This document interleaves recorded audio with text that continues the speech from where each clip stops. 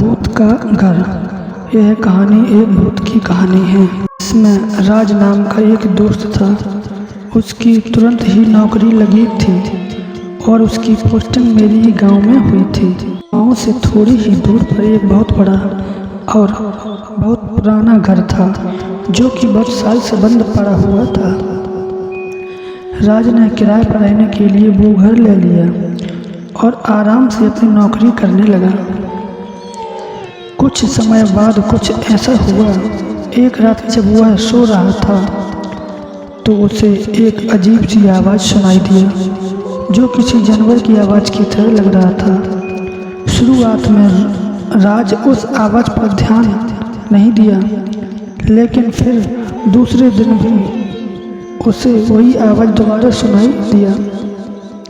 फिर वो सोचने लगा कि इस घर में कोई भूत है जो मुझे डराने की कोशिश कर रहा है। खैर, राज भूत प्रेत को नहीं मानता था, इससे वो आराम से सो गया। कुछ समय बाद जब राज की नींद खुली तो सामने एक डरावना काला साया दिखाई दिया। राज इसके पहले कुछ करता वो खुद बेहोश होकर गिर गया। कुछ घंटे बाद जब उसे होश आया तो भागकर उस घर के मालिक के पास गया और सारी घटना के बारे में बताया। फिर मालिक ने राज को बताया कि हमारे घर के ऊपरी मंजिल में एक भूत रहता है। बहुत साल पहले इस गांव के कुछ लोग उसके साथ गलत व्यवहार करके उसकी हत्या कर दिए थे। तब से लेकर आज तक उसकी लाश का पता नहीं चला।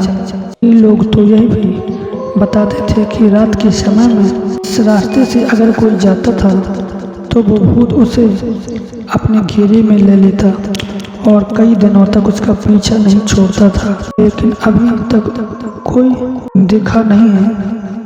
कभी कभी उसकी डरावनी आवाज़ सुनाई देती थी और सबकी नींद उड़ा देती थी। राज मकान मालिक की पूरी बात सुनने के बाद सोचा कि यह कुछ केवल एक कल्पना और बकवास बातें हो सकती हैं, क्योंकि वो भूतों में विश्वास नहीं करता था।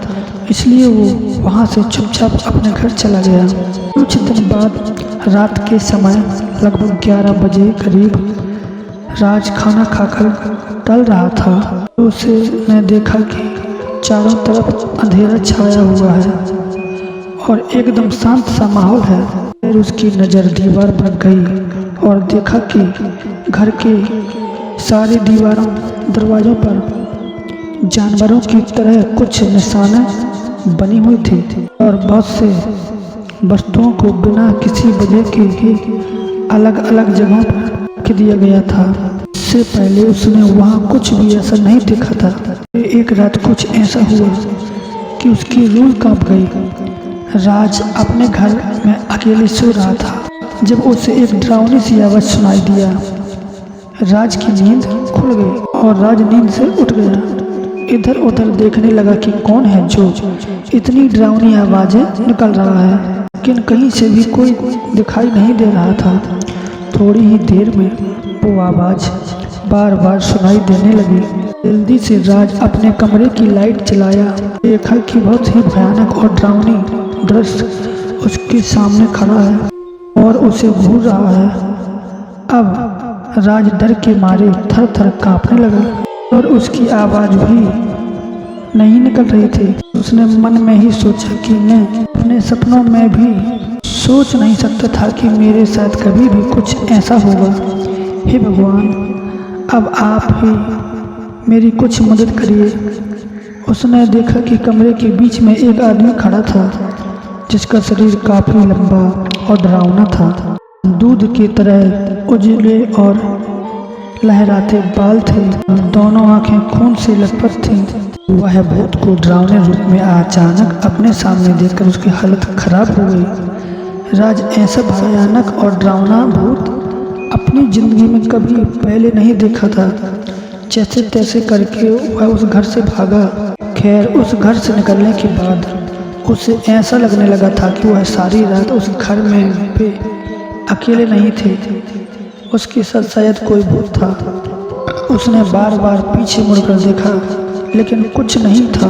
लेकिन कुछ देर बाद फिर से सोचने लगा कि कहीं ये मेरा भ्रम तो नहीं है, और उसके दिमाग में भूतों और अद्भुत चीज़ों की तस्वीर आने लगी। सच्चाई जानने के लिए उसने दोबारा उस कमरे में जाने का फैसला किया, लेकिन इस बार उसने अपने दोस्त को साथ लेकर आया। दोनों फिर से उस घर में पहुंचे और उन्होंने कमरे की लाइट चालू कर दी। इस बार उन्हें घर में पहले से भी ज़्यादा डरावना दृश्य दिखाई दिया। दीवार के चारों तरफ लिखे हुए कुछ शब्द और तस्वीरें थी जो उन्हें अजीब लग रही थी। फिर उन्हें घर के एक कोने में बहुत बड़ा लोहे का बना हुआ एक डिब्बा दिखाई दिया। जब वे लोग उस डिब्बे को खोला तो उन्हें एक भयानक चीज देखने को मिला। उस डिब्बे में एक भयानक आदमी का लाश पड़ा हुआ था जिसका सिर अलग हो गया था। वे दोनों उस लाश को देखकर पहले से और ज़्यादा डर गए और उसे वहीं छोड़ दिया। उस घर से निकलकर भागने लगे, लेकिन जैसे ही दोनों ने वहाँ से भागने लगे वैसे ही उनके कानों में एक डरावना आवाज़ सुनाई दिया, जैसे उन्हें कोई भूत कह रहा हो, वहीं रुक जाओ, यहाँ से वापस जाने का सोचना भी मत। अब तुम दोनों मेरे शिकार बन गए हो, रुक जाओ वहीं पर, नहीं तो मैं तुम्हें अभी मार डालूँगा। राज और उसके दोस्त वहीं रुक गए और पीछे मुड़कर देखा तो उन्हें कोई दिखाई नहीं दिया, बस उसकी आवाज़ें सुनाई दे रही थीं। फिर क्या, वे लोग एक दूसरे का हाथ पकड़कर वहाँ से भागते हुए उस घर से कहीं दूर रुके। थोड़ी ही देर में सुबह हो गई। दोनों दोस्त गांव में गए और डरते हुए उन्होंने अपनी घटना सारे गांव वालों से बताया और उन लोगों को सावधान करवाया कि गलती से भी कोई इस घर में ना जाए।